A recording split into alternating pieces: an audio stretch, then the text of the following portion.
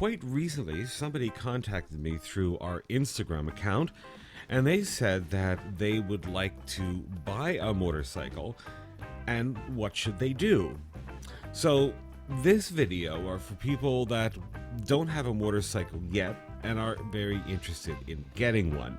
And I've put together 5 points, 5 very simple points. So let's begin with number 1.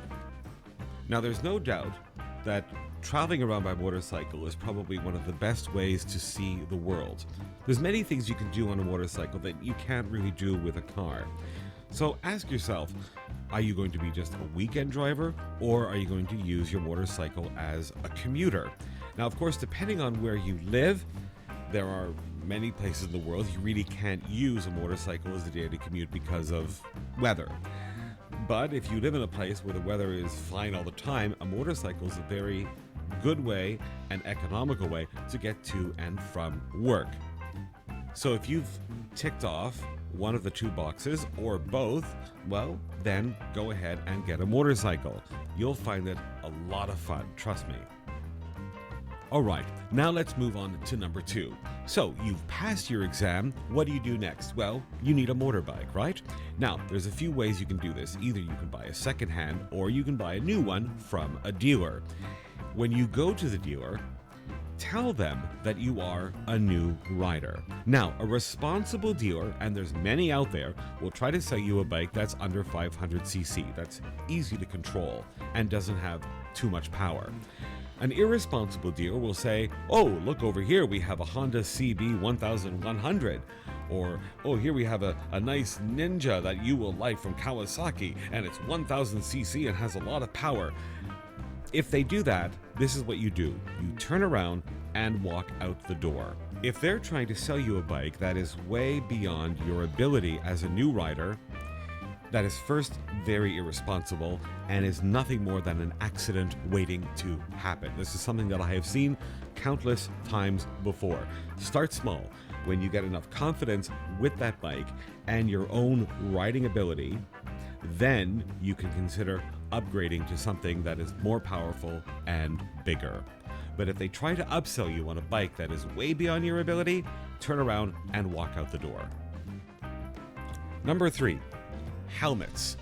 We have seen, all of us at some point or another, videos of people riding without helmets. Well, helmets are to protect your brain.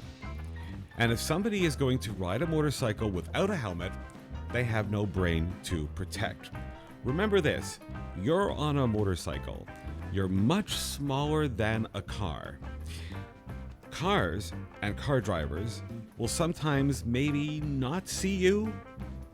So, if you want to protect your head, wear a helmet at all times. And don't buy the cheap helmet, because a cheap helmet is just that. It is cheap. Spend a decent amount of money for a good helmet. There's a lot of videos out there that review helmets and can even make very good suggestions. Number 4, along with helmets, proper footwear is also very important. Don't wear flip-flops. I know that may sound crazy, but I have seen people riding motorcycles with flip-flops. That's something you don't want to do. Wear good shoes or even boots. Now, some people will say, oh, but it's too hot to wear boots. Well, you have a choice. Either you just deal with it, because that's just the way it is, or wear flip-flops and, let's say, break your foot, or have your bone push through the outer layer of your skin if you get into an accident. Do you really want that to happen? Of course not. So, look for proper footwear. And finally, number 5, take it easy. Get to learn your bike. Get to build up your confidence when riding the bike. These are 2 very, very important things.